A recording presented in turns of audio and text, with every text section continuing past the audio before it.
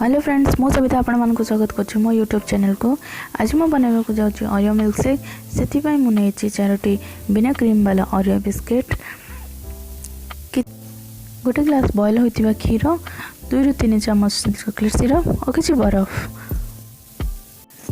प्रथमे गोटे blending jar नै सेति ओरियो बिस्किट, क्षीर, 2 ରୁ 3 चम्मच चॉकलेट सिरप और बरफ को पकाई भलो भाबे ग्राइंड करिबा। भल भाव ब्लेंड हो जाइए। एबे हमें गोटे ग्लास नेबा, ग्लास को चॉकलेट सिरप द्वारा भल भाव डेकोरेट करवा।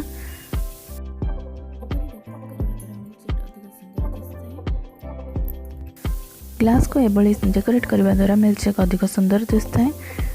ग्लास को डेकोरेट कर सारा पर से आमे ब्लेंडिंग होइतिबा मिक्सचर को पकाइबा।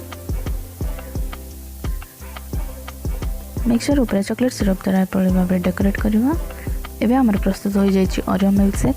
जदि ये रेसिपी को आपको भल लगे ताले मो रेसिपी को लाइक शेयर और मो चैनल को सब्सक्राइब करने को जमा भूलिबेनी।